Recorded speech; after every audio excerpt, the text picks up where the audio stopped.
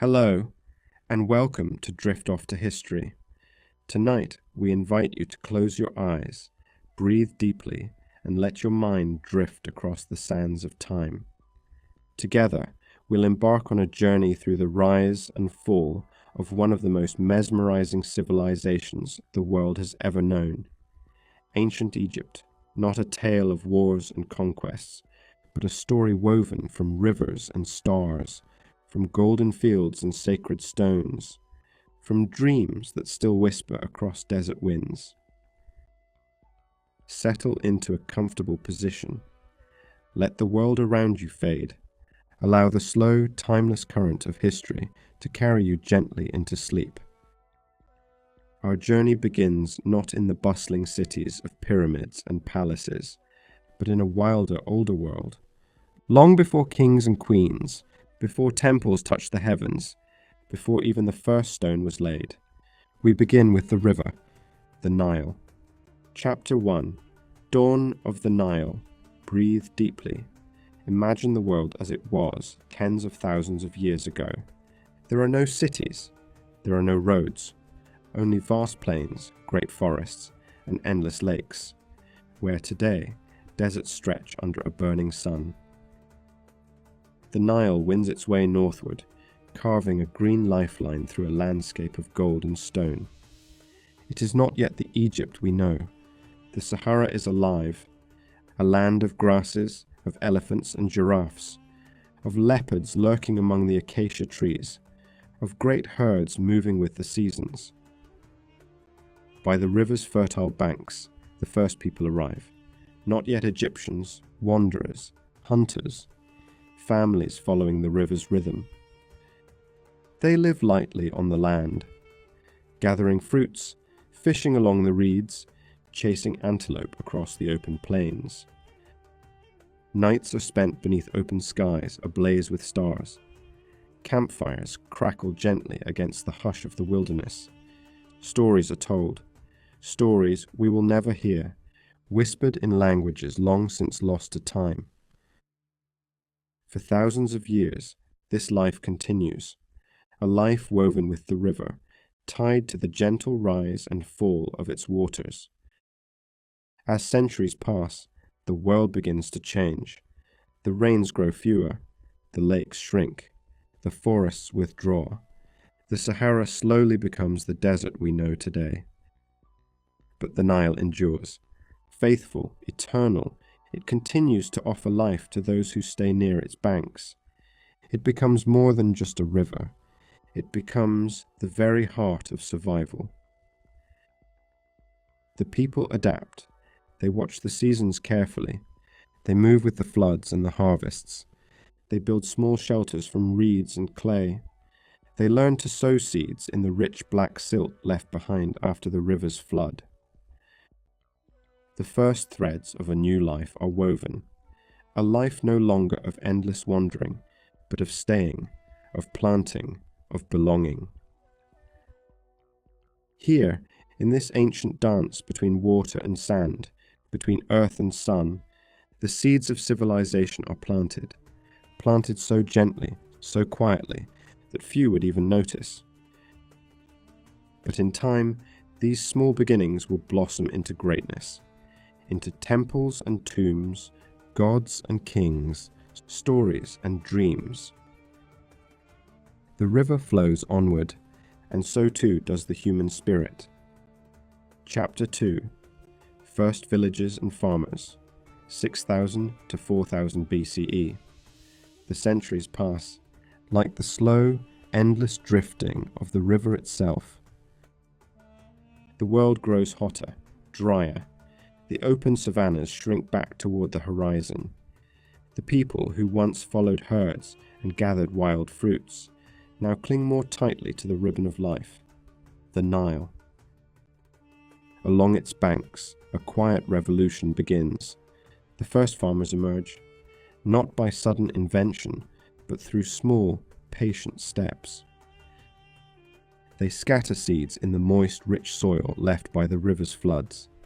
They notice which plants grow strong. They save the best grains for the next season. Little by little, the wild grasses of the Nile Valley become fields of barley and wheat. Food becomes more plentiful. Families grow larger.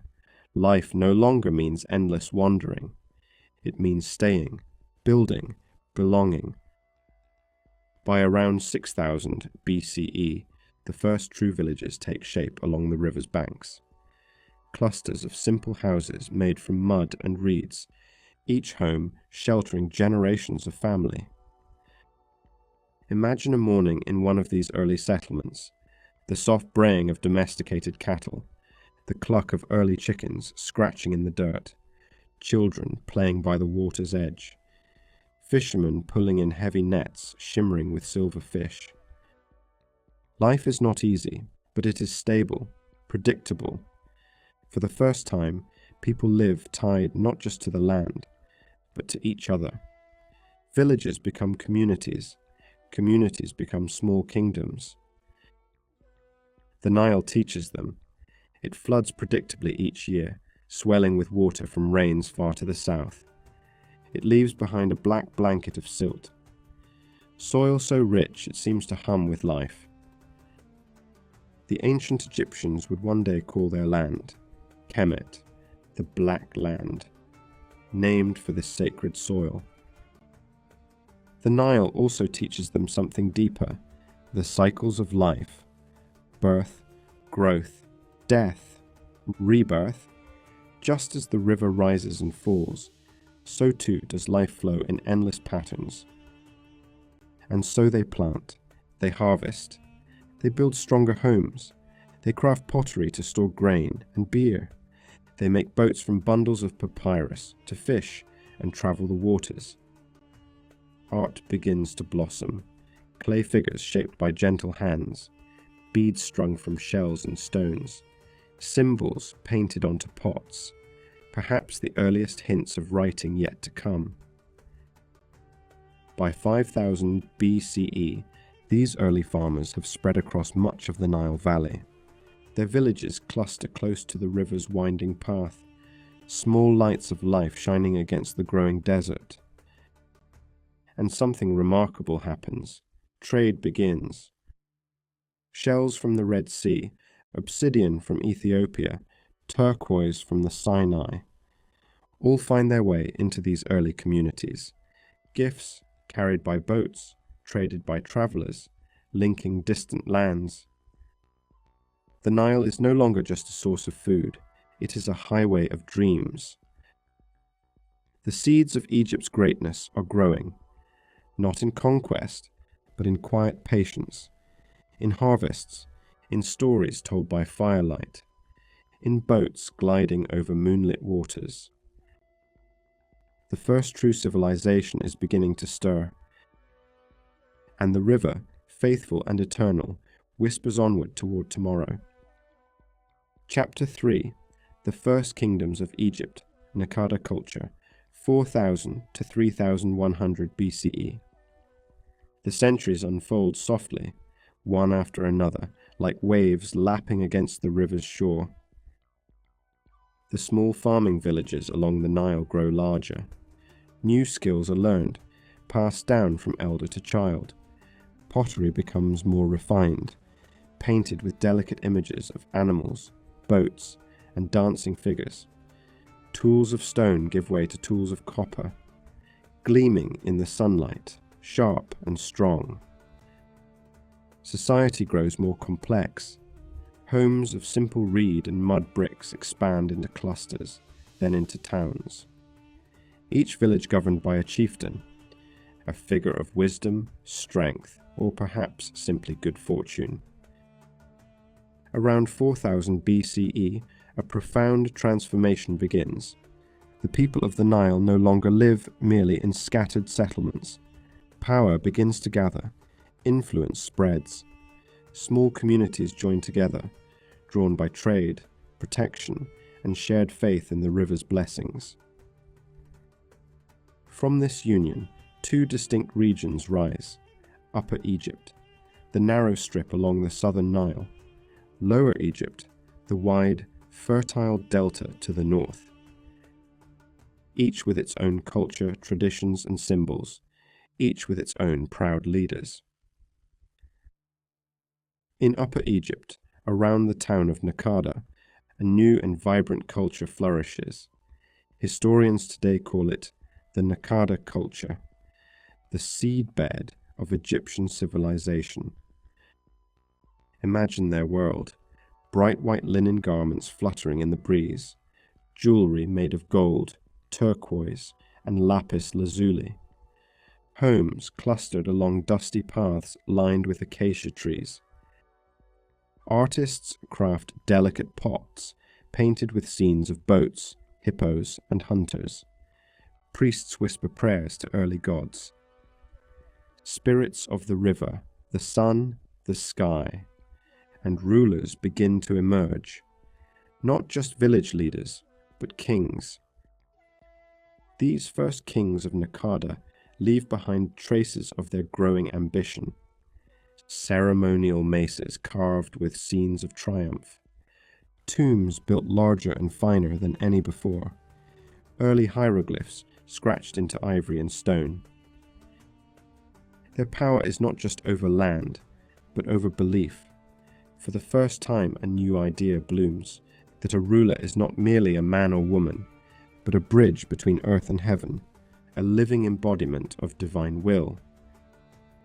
Meanwhile, in the delta to the north, Lower Egypt flourishes in its own way. The wide marshy lands are rich in reeds, papyrus, and fish. Their people are skilled boat builders, traders, and weavers. Their settlements teem with activity: craftsmen shaping delicate artifacts, farmers tending to lush, flooded fields. For centuries, Upper and Lower Egypt grow in parallel, separate yet linked by the eternal river. They trade, they compete, they watch each other with wary eyes.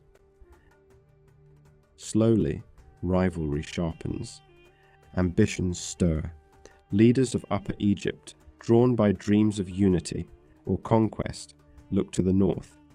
The idea of one Egypt, one land, one people, one divine king, begins to form. It is not yet realized, but it draws closer year by year. The Nile watches silently, its waters carrying whispers of a destiny not yet fulfilled. Chapter 4: The Unification, Narmer and the Two Lands, circa 3100 BCE. The river flows as it always has, but the people along its banks are changing. Their dreams are growing larger. By around 3200 BCE, Upper Egypt and Lower Egypt stand apart like two proud siblings. Each wears its own crown, the white crown of the south, tall, elegant, pointed like a flame. The red crown of the north, broad and curved like the curling horns of a ram. Each has its own gods, its own traditions, its own way of life. Yet the river connects them, and rivalry stirs beneath the surface. In the south, among the fertile fields and rocky cliffs of Upper Egypt, a powerful king rises. His name is Narmer, a figure half shrouded in legend, half rooted in the firm soil of history. Imagine Narmer, tall and commanding, his skin bronzed by the relentless Egyptian sun, his robes adorned with symbols of power. In his hands, he carries not only a mace and a scepter, but a vision, the vision of one Egypt. We know of Narmer today thanks to a remarkable artifact, the Narmer palette, a slab of dark green stone carved with delicate swirling images. On one side, Narmer wears the white crown of Upper Egypt, on the other, the red crown of Lower Egypt. Victory is written into its carvings, Narmer smiting enemies, Narmer leading processions, Narmer towering over the defeated, watched by falcon gods. It tells a story older than any book, a story of conquest, yes, but also of unification, of two lands becoming one. Whether by war or diplomacy, or perhaps both, Narmer succeeds where generations before him had only dreamed. He brings together Upper and Lower Egypt under a single crown. A new symbol is born, the double crown, combining red and white, symbolizing unity between the two lands. And so, sometime around 3100 BCE, history truly begins in Egypt. The first pharaoh stands astride the Nile, a living god, ruling over a land stretching from the delta marshes in the north to the rocky reaches of the south. Imagine the first grand ceremony, Narmer standing on a stone platform, priests chanting hymns in the rising sun, the scent of incense curling into the brightening sky. The people watch in awe as he dons the double crown, becoming pharaoh, the living Horus, the son of the falcon god. With this moment, the cycle of kings and dynasties begins. From Narmer's seed, Egypt's story will grow. Pyramids will rise. Temples will be carved from cliffs. Empires will expand and crumble. But always, at its heart, will be the memory of this first unification. Narmer's name will echo down through the corridors of time, whispered on the winds that sweep across the great desert sands. The two lands are one. Egypt is born, and the river flows forward, carrying the dreams of a nation newly awakened. Chapter 5. The Old Kingdom. Builders of Eternity, circa 2700 മുതൽ 2200 ക്രിസ്തു മുന്നർ. Soft and steady as the Nile itself. From Narmer's unification, the seeds of a true civilization take root. By around 2700 BCE, Egypt enters what later historians will call the Old Kingdom, the First Great Age, the First Golden Dawn. This is the time of the pyramid builders, an age when pharaohs are not simply kings, but living gods, their will extending across the two lands like the rays of the sun. Imagine the world then, a land bathed in light, the river splitting the desert into two green ribbons. Villages bustle with farmers, potters, and scribes.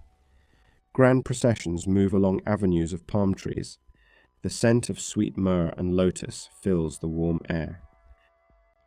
At the heart of it all stands the pharaoh, an unchallengeable force, a bridge between mortal life and the divine. The pharaoh does not rule for himself alone. He rules for Ma'at Dash, the sacred balance of order, justice, and harmony in the universe. One of the first great builders is Djoser, who reigns around 2670 BCE. Guided by his brilliant architect and high priest, Imhotep, he dreams of a monument more lasting than any before. Not a low mound of mud brick, but something new, something eternal. The result is the Step Pyramid at Saqqara, the world's first large-scale stone monument. Imagine standing before it, a stairway to the heavens, rising tier upon tier against the brilliant desert sky. Massive limestone blocks, chiseled with care, stacked in precise geometric perfection. Workers sing as they quarry and haul the stones. Priests chant prayers to the sun, god Ra. The Step Pyramid shines pale gold in the sunlight, a beacon of hope for eternity. Djoser's pyramid is not a tomb. It is a promise that the pharaoh will live forever, his soul ascending with the rising sun each morning. Inspired by this vision, later pharaohs reach even higher. Around 2600 BCE, under kings like Sneferu, new pyramids are built. Smooth-sided, shining monuments that touch the sky. Sneferu's architects experiment. The bent pyramid, its angle shifting midway, a beautiful mistake. The Red Pyramid, Egypt's first true, smooth-sided masterpiece. Then comes the greatest of all. At Giza, under the reign of Khufu, known to the Greeks as Cheops. The Great Pyramid rises. Picture it, over 2 million limestone blocks, each weighing as much as a small car, set so precisely that even today, no blade of a knife can fit between some stones. The Great Pyramid soars nearly 150 meters into the air. For nearly 4,000 years, it will remain the tallest structure ever built by human hands. Beside it stand the pyramids of Khafra and Menkaure, and the eternal guardian of the plateau, the Great Sphinx. A lion's body, a king's face, gazing silently across the desert sands. But the Old Kingdom is not just stone and splendor. It is the age of brilliant craftsmen, artisans carving delicate alabaster vessels, scribes recording prayers and laws on fresh papyrus scrolls, priests tending to the grand temples where gods and men commune. Society is well ordered. Each person has a place. Farmers till the fields and give part of their harvest to feed temple workers and laborers. In return, they are protected by the Pharaoh's mighty hand, his armies, his laws, his connection to the divine. It is an age of stability, wealth, and grand dreams. The Nile floods predictably. The gods are honored. Life follows an eternal, comforting rhythm. And yet, even golden ages are not immune to change. As centuries pass, the cost of the great projects grows heavy. Local nobles grow in power, managing their regions with increasing independence. The river's floods, once so reliable, begin to falter. By around 2200 BCE, the Old Kingdom begins to waver. Whispers of unrest stir along the Nile. The centralized power of the pharaoh weakens. Egypt begins to fracture. But even as political unity fades, the monuments of this age endure. The pyramids stand. The temples hold their mysteries. The ideals of Ma'at, order, balance, harmony, remain etched into the heart of Egypt. The great age may dim for a time, but the soul of Egypt shines on, awaiting its next rebirth beneath the eternal stars. Chapter 6. The First Intermediate Period. Chaos and Survival. Circa 2200 முதல் 2050 கிறிஸ்து பிறப்பு முன்னர். Even the strongest river can be choked by sand. Even the brightest star can be hidden by cloud. As the Old Kingdom fades, Egypt enters its first great trial.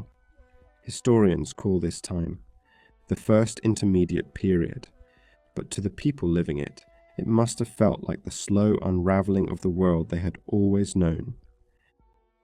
Around 2200 BCE, the ancient rhythms falter. The Nile's floods become unpredictable, sometimes failing entirely, leaving fields cracked and barren under a pitiless sun. With poor harvests comes hunger. With hunger comes unrest. The great centralized government that once built pyramids now struggles to feed its people. Pharaohs, once distant and divine, lose their sacred aura. Nobles and governors, the nomarchs, rise in power across the provinces. Egypt splinters. Imagine a land without a single ruler, towns and villages turning inward, guarding their own harvests, trusting no voice but their own. Small kings emerge, ruling from crumbling palaces. Lords of Upper Egypt clash with lords of Lower Egypt. The once united two lands are torn into many. And yet, life goes on. Even in hardship, the Egyptians endure. In small towns along the Nile, farmers continue to sow seeds and harvest what they can. Artisans continue to shape pottery and weave linen. Priests continue to whisper prayers to Ra, Osiris, and Isis, hoping to call the Nile back to life. In this time of darkness, a new voice rises, the voice of the common people. Texts from this period, like the admonitions of Ipuwer, lament the chaos. The river is dry, its banks cracked with hunger. The beggar owns treasure, and the noble goes hungry. Yet even in these laments there is hope, a belief that balance, ma'at, can someday be restored. In the southern city of Thebes, a powerful family emerges, not grand kings commanding armies of thousands, not builders of pyramids, but practical, determined leaders. Rulers who understand that Egypt must be stitched back together, one village, one harvest, one prayer at a time. Chief among them is a man named Mentuhotep, a king of Thebes, patient, resilient. By around 2050 BCE, after generations of division, Mentuhotep II rises to bring unity once again. He marches northward, battling rival kings. But more importantly, he offers something even greater than power: hope, the dream of a renewed Egypt. When at last he claims the crowns of Upper and Lower Egypt, the two lands are made whole once more, a second unification, a second sunrise. Thus ends the first intermediate period, and so begins a new golden age, the Middle Kingdom. The people rebuild. They sow their fields. They sing hymns to the gods. They remember the suffering, but turn their faces once again to the rising sun. The river flows steady once more, and the dreams of Egypt are reborn. Chapter 7. The Middle Kingdom, the Age of Rebirth, circa 2050 to 1800 BCE. The sun rises once more over Egypt, brighter, wiser, tempered by hardship, but filled with quiet strength. This is the Middle Kingdom, an age of rebirth and golden renewal. It begins around 2050 BCE, under the reign of Mentuhotep II of Thebes, who unifies the two lands and restores the sacred balance of Ma'at. Imagine Egypt during this time, the fields along the Nile rich and green once more, heavy with wheat and barley, the marketplaces bustling with the chatter of traders, farmers and potters, boats laden with papyrus, wine, and gold drift slowly along the river's gentle current. The pharaohs of the Middle Kingdom are no longer distant gods upon high thrones. They are seen as shepherd kings, caretakers of their people, guardians of stability, protectors of justice. Pharaohs like Amenemhat the first and Senusret the third worked tirelessly to strengthen Egypt's borders, to rebuild its temples, and to ensure that no famine or drought can ever again bring the land to its knees. Fortresses rise along the southern frontier at the borders of Nubia, strong and watchful. Expeditions sail down the Nile and across the deserts, seeking gold, incense, and rare gems. Trade flourishes with lands beyond the Red Sea and the Levant. Egypt's wealth grows. In these prosperous times, art and literature blossom. The Middle Kingdom becomes a time not of grand monuments alone, but of poetry, wisdom, texts, and storytelling. Imagine sitting in a shaded courtyard, a scribe unrolling a fresh scroll of papyrus, his reed pen flowing across the fibers in neat black ink.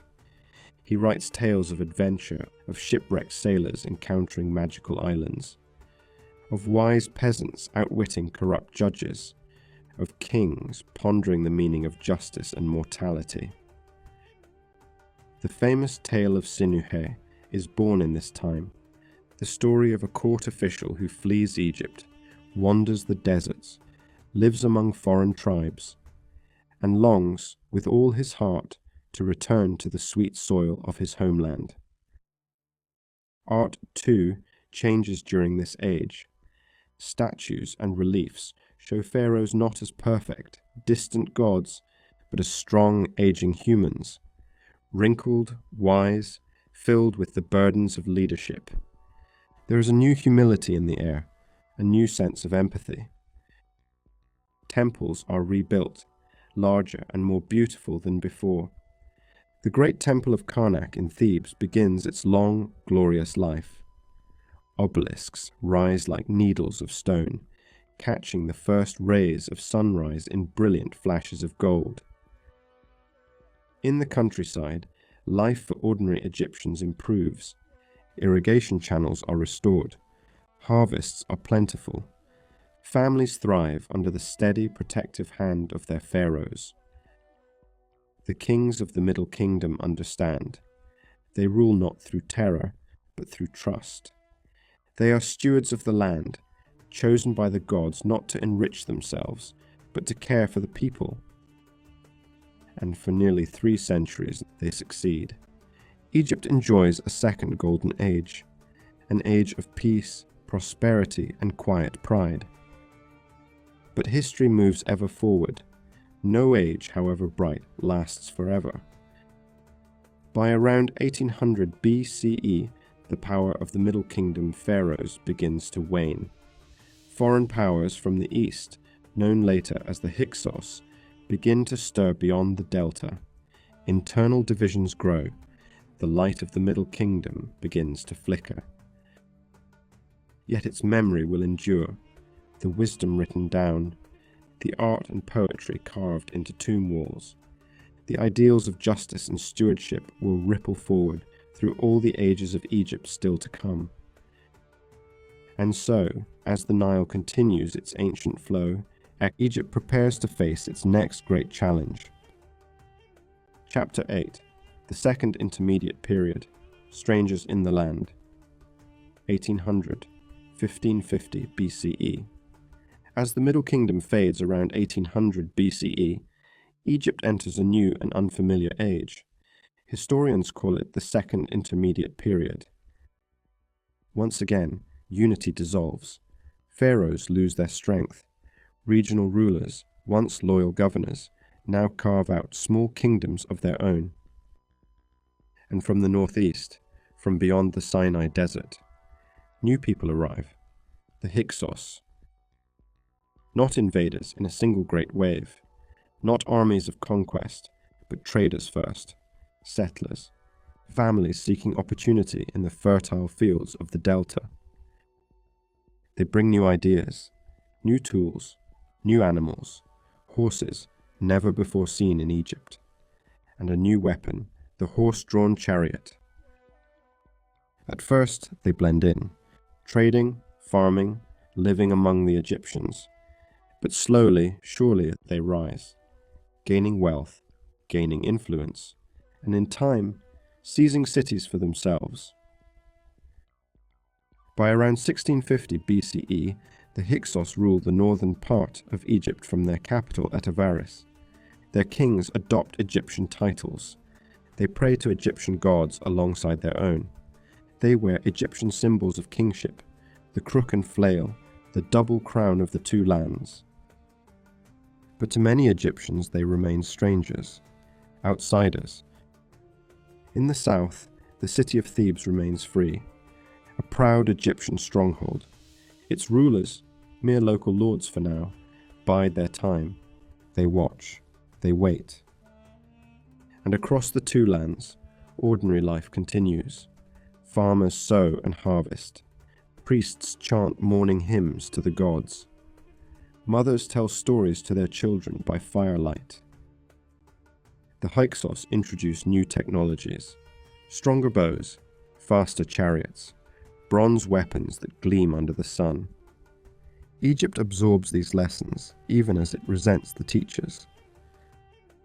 It is a strange time, a land half ruled by foreign kings, half clinging to its ancient traditions. But Egypt's spirit does not break. It bends like the reed, but does not snap. In Thebes, a series of powerful local rulers begins to stir. The Sekenenre family. They dream of driving the Hyksos from Egyptian soil. And when a Hyksos king, a Pepi, sends absurd demands, such as ordering the noisy hippos at Thebes to be silenced, the insult is too much to bear. Tensions rise. Sekenenre, Tau, brave and determined, wages war. He dies in battle, wounds later found on his mummy, but his sons take up the cause. Kamosa, his heir, strikes against the Hyksos, winning victories along the Nile. And finally, it is his brother, the young, fierce Amosei Fen, who completes the dream. Around 1550 BCE, after years of struggle, Ahmose captures Avaris. The Hyksos are driven out. Egypt is free once more. The Theban kings, hardened by years of conflict, are stronger than any pharaohs before, and they are ready, not merely to rebuild, but to build something grander than ever before. Thus, with the dawn rising over a liberated Nile, Egypt steps into its greatest era yet, the glorious, unstoppable New Kingdom. Chapter 9. The New Kingdom, Egypt's Golden Empire, circa 1550 to 1070 BCE. A new sun rises over Egypt, brighter, bolder, radiating across deserts and seas alike. This is the New Kingdom, Egypt's Golden Empire, a time of wealth, exploration, and towering greatness. It begins with Ahmose I, the liberator. In 1550 BCE, he drives the Hyksos from Egypt and restores the two lands under Theban rule. He rebuilds temples. He fortifies Egypt's borders. He sets the stage for a golden age. Imagine the Nile shimmering in the midday sun. Royal barges glide across its waters, their sails billowing like lotus petals. Cities buzz with life. Temples gleam with fresh white limestone. Scribes, artisans, priests, all thrive in the renewed peace. Egypt stretches her fingers outward, reaching beyond her traditional borders. South into Nubia, rich with gold and ebony. Northeast into Canaan and Syria, where trade routes glitter with exotic treasures. The pharaohs of the New Kingdom are mighty, not distant gods, but warriors and builders, visionaries and explorers. Each one adds a new thread to Egypt's growing tapestry of greatness. Thutmose. I pushes Egypt's borders farther than ever before.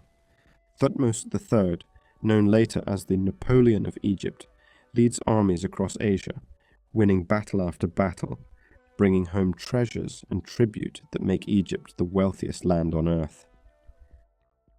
And standing among these mighty kings is a woman, one of Egypt's greatest, Hatshepsut. Hatshepsut, daughter of Thutmose I, steps beyond the traditional role of queen. She dons the ceremonial beard of the pharaoh. She orders great temples built, most famously her breathtaking mortuary temple at Deir el-Bahri, carved into the cliffs at Thebes. Under her reign, Egypt knows peace and prosperity. Trade flourishes. Ships return from distant lands like Punt, bearing incense, ivory, and exotic animals. Imagine a grand fleet returning to Thebes, ships heavy with treasures, the riverbanks crowded with cheering citizens, the air filled with music and the scent of burning myrrh. After Hatshepsut's death, her name is nearly erased by successors, but the stones remember, and history remembers. Later comes Amenhotep III, who builds Egypt's grandest temples and celebrates 3 royal jubilees, living symbols of his power and divine favor. His reign is a time of opulence, colossal statues towering over temple courts, jewels sparkling in the sun, diplomats from Babylon and Mitanni sending gifts across deserts and mountains. But then a curious figure rises, Akhenaten. Akhenaten, once Amenhotep IV, challenges Egypt's ancient faith. He declares that there is only one true god, the sun disk, Aten. He builds a new capital, Akhetaten, in the desert, far from the traditional temples.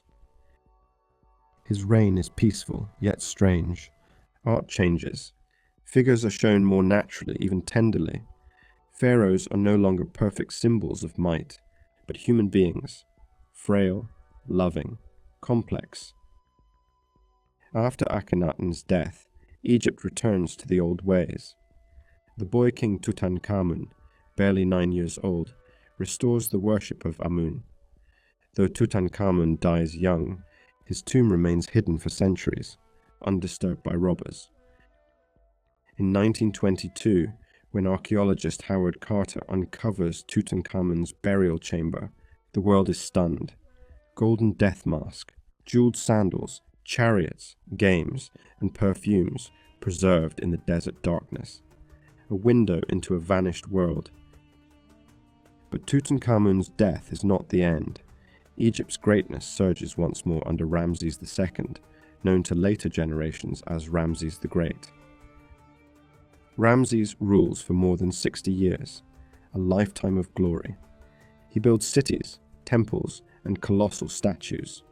He signs the world's first known peace treaty with the Hittites after the Battle of Kadesh.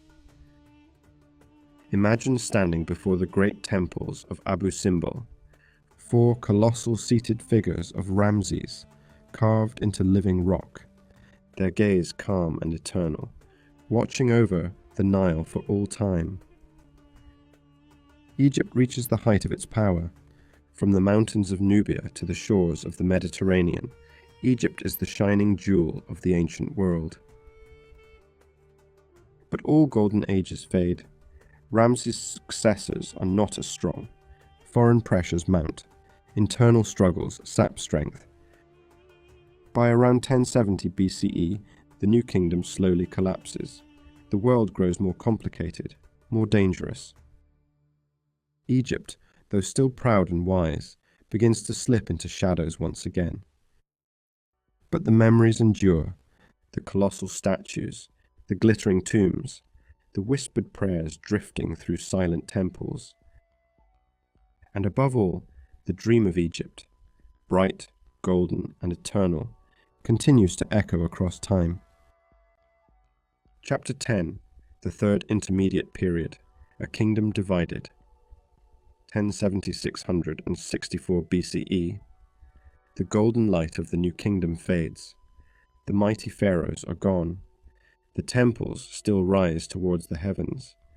The river still winds toward the sea. But Egypt, once a shining jewel, is now dimmer.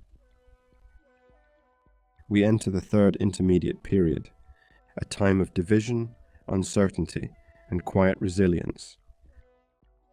After the death of Ramses the Pen, around 1070 BCE, the old unity unravels. The two lands fracture once more. In the north, a line of kings known as the 21st dynasty rules from Tanis, a city near the delta. In the south, at Thebes, the high priests of Amun wield true power. Egypt is no longer one kingdom, but two souls, separated yet beating together. Still, life continues. Priests chant their hymns to Amun. Farmers tend their fields along the riverbanks. Children learn their letters under the shade of sycamore trees. But the world beyond Egypt is changing. New peoples rise along the Mediterranean. The Phoenicians, the Aramaeans, the growing cities of Canaan. Foreign influences begin to trickle in. New languages, new gods, new ambitions. In Egypt, different families vie for control.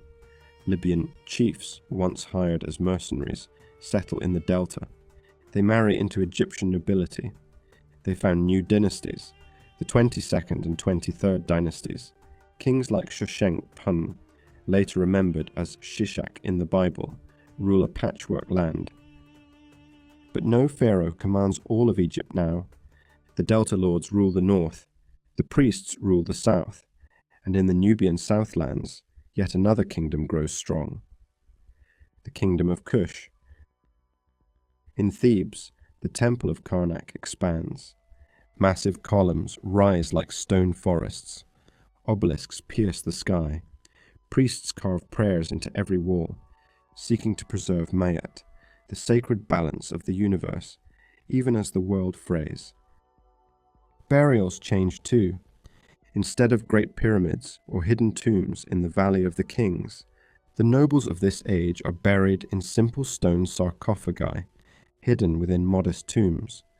They cling to the old rituals, but resources are scarcer. Faith remains. Splendor fades. And yet, even in this dimmer time, brilliance flickers. The Egyptian people remain proud, ingenious, deeply spiritual. They adapt. They endure. In the 8th century BCE, across the deserts to the south, the Nubian kings of Kush, black-skinned and proud, see Egypt's weakness. They are not foreigners to Egyptian culture. For centuries, the Nubians have worshipped Egyptian gods. They have built pyramids of their own along the Nile's southern curve. They believe they are the true inheritors of the Egyptian spirit. One powerful king, Poifai, marches north. He conquers Thebes peacefully. Respected as a pious leader, he prays at Karnak. He honors Amun. He declares himself Pharaoh of all Egypt. Thus, the 25th dynasty is born, the dynasty of the Black Pharaohs. Rulers like Piye, Shabaka, and Taharka strive to reunite Egypt under a single crown. They bring new energy, new vision. Temples are restored. Monuments rise again. Egypt breathes anew, for a time. But storms gather on the horizon. Far to the east, a new power rises. Assyria, the mightiest empire the world has yet seen. Their armies march like thunder. City after city falls before them. And soon, Egypt, ancient and weary, will feel the force of this new tempest. The third intermediate period ends not with triumph, but with challenge. Yet Egypt does not vanish. Her spirit, molded by millennia of resilience, remains unbroken, ready to endure the trials to come. The river flows still. The temples still whisper their prayers. The story continues. Chapter 11. The Late Period. Egypt's Last Glory. 664-332 BCE. The Nile drifts onward, and Egypt, scarred but not broken, enters her final era of native rule, the Late Period. It is the year 664 BCE. The Assyrians, though fierce, have withdrawn from Egypt. In their place rises a new pharaoh, Psamtik Wars. He is the founder of the 26th dynasty, known as the Saite dynasty, after the city of Sais in the Delta. Psamtik is a visionary. He reunites Egypt, north and south. He invites Greek mercenaries to settle at Naucratis, establishing Egypt's first true Greek trading port. Trade flourishes. Culture revives. Egypt stirs with new life. Imagine the streets of Sais, bustling markets filled with spices and papyrus, foreign merchants haggling beside Egyptian artisans, priests in white linen moving through crowds with serene purpose. The art of the Saite period is a deliberate echo of the Old Kingdom. Statues are carved once again with idealized, timeless grace. Temples rise in grand, harmonious lines. The ancient ways are honored, yet tinged now with foreign influences, a blending of traditions. Egyptian scribes, once again, paint delicate hieroglyphs along temple walls. Tales of Horus and Isis, Osiris and Ra, continue to dance across polished limestone. The old gods live still, yet the world presses closer. The Eastern Mediterranean is no longer a distant neighbor, but a web of rising powers. In 525 BCE, a new conqueror arrives, Cambyses II, king of Persia. At the Battle of Pelusium, the Egyptians fall. Cambyses crowns himself pharaoh. Egypt, proud and ancient, becomes part of the vast Persian Empire. But Egypt's spirit is not so easily subdued. Rebellions flare up across the centuries. New pharaohs arise, sometimes from Egypt, sometimes from foreign lands, all trying to rekindle the old glory. In 404 BCE, after nearly 120 years of Persian rule, Egypt wins brief independence under Pharaoh Amataeus. The 28th, 29th and 30th dynasties follow, a flurry of native kings striving to preserve the land's ancient soul. Picture the temple at Philae in these years, priests chanting ancient hymns at dawn, lotus blossoms drifting across quiet waters, the stone walls alive with flickering torchlight. Even in the twilight, Egypt's devotion to her gods never wavers. New temples are built at Dendera, Edfu, and Kom Ombo. The old architectural traditions endure, even flourish. But history's tide is relentless. In 343 BCE, the Persians return under Artaxerxes III. Egypt once again falls into foreign hands. Not long after, a new force rises in the west, a young Macedonian king with dreams as vast as the deserts and seas combined. His name is Alexander the Great. In 332 BCE, Alexander marches into Egypt, but there is no need for battle. The Egyptians, weary of Persian rule, welcome him as a liberator. At Memphis, Alexander is crowned pharaoh. He visits the oracle of Amun at Siwa Oasis, where he is declared the son of Amun, a god-king in the Egyptian tradition. And thus, after 3,000 years of native rule, Egypt's destiny becomes intertwined with the world beyond her deserts. The late period ends not with collapse, but with transformation. Egypt remains herself, proud, ancient, resilient. But now she stands at the crossroads of the Greek, Persian, and eventually Roman worlds. Her temples will echo with foreign tongues. Her gods will share their altars with new deities. Her river will carry different banners on its currents. Yet beneath it all, the old heartbeat of Egypt endures, steady as ever, whispering through time. Chapter 12. The Ptolemaic Dynasty. Greeks on the Nile, 332 of 30 BCE. The year is 332 BCE. A warm wind stirs the sands. The Nile gleams beneath a pale sun. And Egypt, ancient and wise, welcomes a new ruler from distant lands. Alexander the Great, son of Philip of Macedon, has come, not as a conqueror, but as a liberator.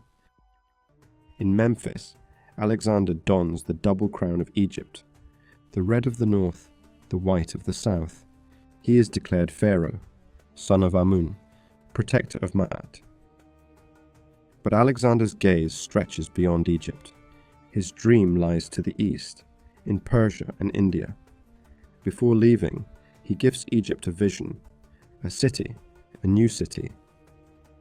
At the edge of the Mediterranean, on a curve of sandy coastline, he lays the foundation stones of Alexandria, a city of marble and light, a city where Egyptian wisdom and Greek ambition would meet. Alexander departs, never to return. In 323 BCE, he dies in Babylon, only 32 years old. His empire shatters like a pot dropped on stone. His generals, the Diadochi, divide the pieces, and Egypt falls into the hands of one man, Ptolemy, son of Lagus, a trusted friend of Alexander. Ptolemy makes Egypt his own. He founds the Ptolemaic dynasty, a line of Greek pharaohs that will rule for nearly 300 years. Ptolemy Sota, the savior, governs wisely. He honors the old traditions. He builds temples in the names of the ancient gods. He places Greek statues beside Egyptian obelisks. He rules not by destroying the past, but by weaving it into something new. And Alexandria, Alexander's dream, becomes a living marvel. Its wide boulevards are lined with marble colonnades. Its harbours bristle with ships from every corner of the known world. At the water's edge rises the towering lighthouse of Pharaohs, one of the 7 wonders of the ancient world. Its beacon of flame and polished bronze mirrors shines for sailors miles out at sea. In the heart of the city stands the great library of Alexandria, a temple of learning. Scholars from Greece, Egypt, India, and beyond gather here. They translate, they debate, they dream. It is said the library held over 400,000 scrolls, the wisdom of centuries bound in fragile papyrus. The Ptolemies reign over a thriving kingdom, but beneath the marble and gold, tensions flicker. The Greeks rule, the Egyptians endure, 2 cultures, side by side, never fully one. The Ptolemies, too, are often at war, brother against brother, sister against sister. Intrigue coils through the palace like a hidden asp. And yet, in these centuries, some of the most extraordinary figures emerge. Ptolemy II Philadelphus, a patron of arts and sciences. Ptolemy III Euergetes, who expands Egypt's reach into Syria. Cleopatra II and Cleopatra III, queens who hold power in their own right. Egypt remains a beacon of culture and learning. Greek philosophers walk the shaded halls of Alexandria's libraries. Egyptian priests chant in the great temples of Karnak and Philae. Merchants cross deserts and sail the Nile with goods and gossip. Life hums on. But as centuries pass, the world beyond grows restless. In Italy, a new power rises, Rome. The Romans, pragmatic and ambitious, set their sights on the wealth of Egypt. They watch, they wait, they scheme. In the 1st century BCE, the Ptolemaic dynasty, once mighty, has weakened. Pharaohs come and go, often mere pawns in Roman games.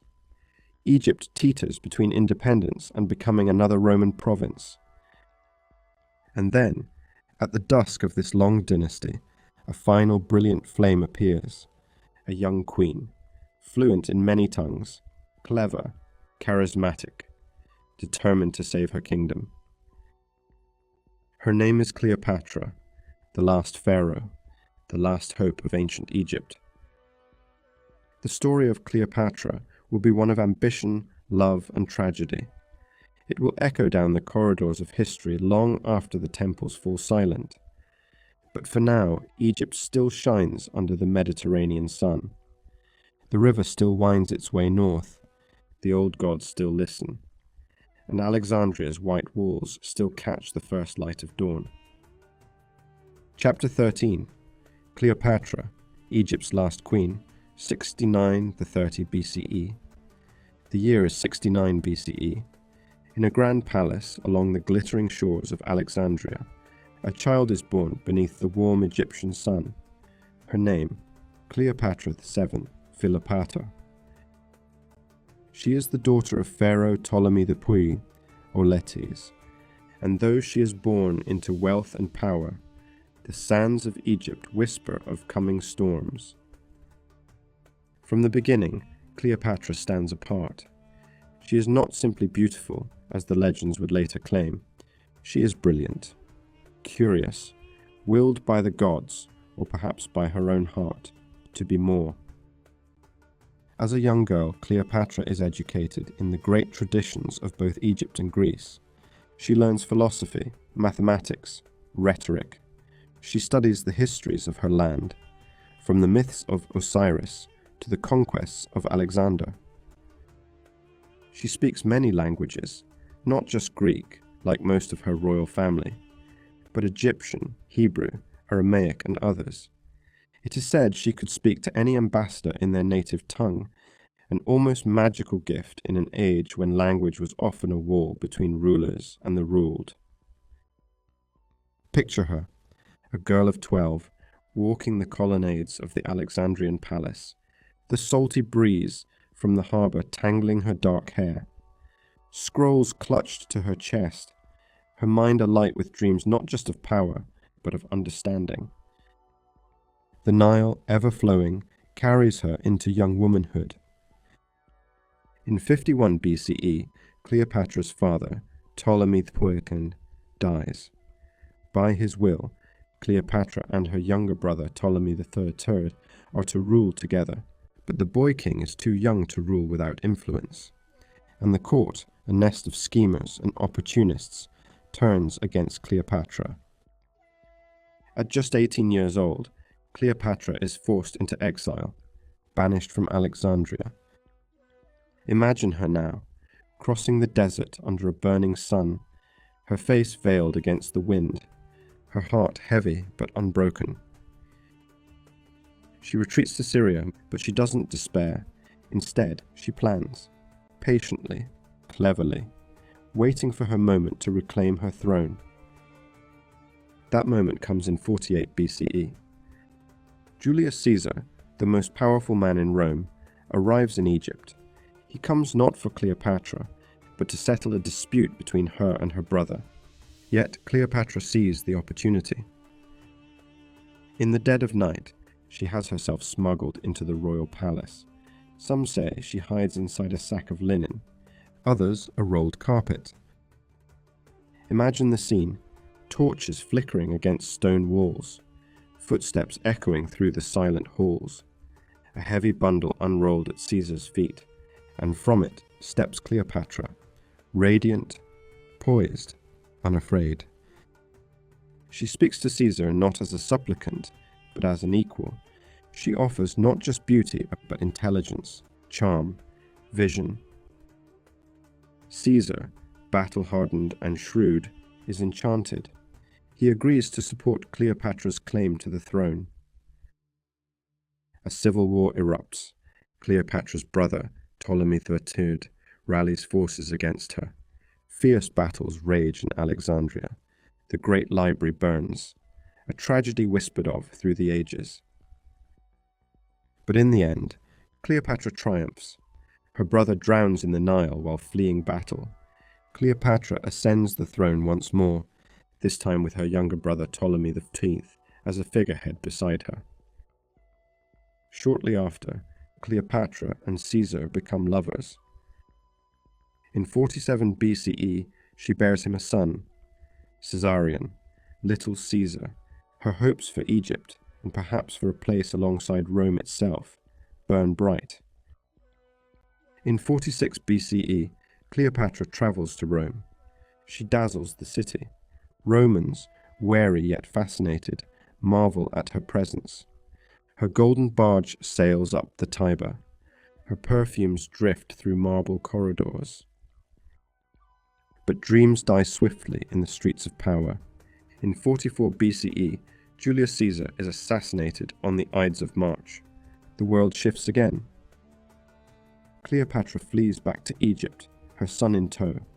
There she reigns alone, shrewd and unbowed, even as chaos consumes Rome. From the wreckage of civil war emerges a new figure, Mark Antony, a soldier, a statesman, a man of ambition and appetite. In 41 BCE, Antony summons Cleopatra. He needs her wealth to fund his campaigns. She answers with theatrical brilliance. Picture her royal barge sailing up the Cydnus River, sails dyed purple, oars of silver, the air thick with the scent of incense. Cleopatra reclines beneath a golden canopy, dressed as Isis herself, surrounded by attendants playing soft music. Antony is utterly captivated. Their meeting kindles a partnership, political and romantic, that will shake the world. Together, they share feasts and festivals. They dream of empires spanning east and west. Cleopatra bears Antony 3 children, Alexander Helios, Cleopatra Selene, and Ptolemy Philadelphus. But Rome does not forget, nor forgive. Octavian, Julius Caesar's adopted son, turns public opinion against Cleopatra. He paints her as a sorceress, a foreign queen who has bewitched Antony. War is declared. The final act begins. In 31 BCE, at the Battle of Actium, Antony and Cleopatra's forces are defeated. They flee to Alexandria. As Octavian's legions approach, Antony falls on his sword. Cleopatra, heartbroken yet composed, prepares for the end. She refuses to be paraded in chains through the streets of Rome. She chooses her own fate. In her private chamber, amid the scent of lotus and incense, she presses an asp, the sacred Egyptian cobra, against her skin. The poison takes her swiftly. On August 12th, 30 BCE, Cleopatra dies, just 39 years old. Her son, Caesarion, is captured and killed. Egypt falls into Roman hands. The age of the pharaohs ends. But Cleopatra's spirit endures. In poetry, in paintings, in the whispered dreams of those who gaze out across the Nile at sunset and remember. She was the last queen of the Nile, the last voice of an ancient world, the final light before the long night. Chapter 14. Roman Egypt, Alexandria under the Caesars, 30 BCE, 395 CE. The year is 30 BCE. The sun rises over Alexandria, but the city feels changed. The banners of Rome now flutter from its towers. The double crown of Egypt, red and white, is placed aside, and in its place, the eagle of Rome watches over the Nile. Egypt has become a province, a jewel in the glittering empire of Augustus, the man who was once Octavian, the conqueror of Cleopatra. Yet, if you walk the streets of Alexandria now, you would still hear the call of merchants selling their wares, still smell the sweet incense drifting from temple doors, still see the pale marble glinting in the afternoon sun. Life continues. Egypt endures. Augustus rules wisely from afar. He knows Egypt is no ordinary prize. Its grain feeds Rome, its temples inspire awe, its traditions stretch back to the dawn of time. And so, Augustus treads carefully. He keeps Egypt under his personal control, placing a Roman governor, the prefect of Egypt, in Alexandria, but allowing many Egyptian customs to continue. The priests still chant to Isis and Osiris. The farmers still mark the seasons by the river's rise and fall. The library, though wounded by past fires, rebuilds its collections. Scholars gather once more. Philosophers debate in the shaded gardens.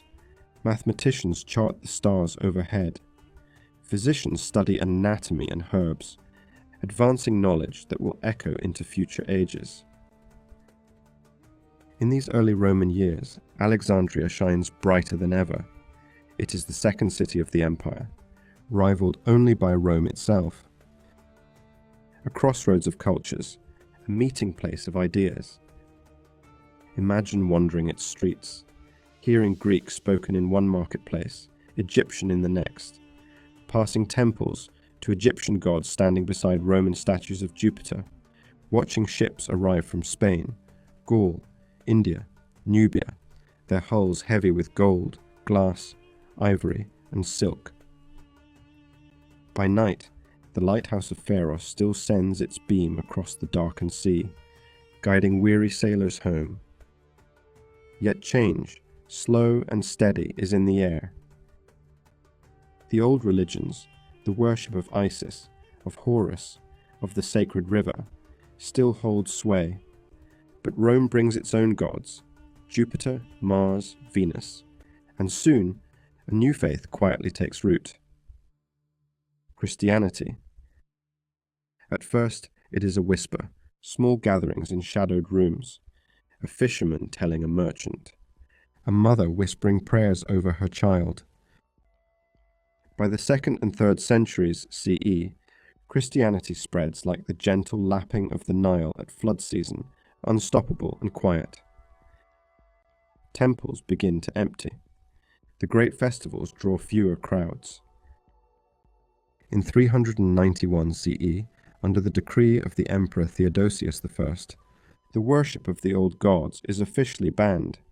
The temples fall silent, the statues are toppled, the ancient faiths that once bound Egypt together are cast into memory. It is said the great temple of Serapis, the Serapeum of Alexandria, was torn down by a Christian mob, its sacred scrolls and statues lost to time. The river still flows, the city still breathes, but Egypt, now Christian, now Roman to its core, becomes something new. And something old slips quietly into legend. The pharaohs are gone. The gods of the desert and the sky withdraw into stone and sand.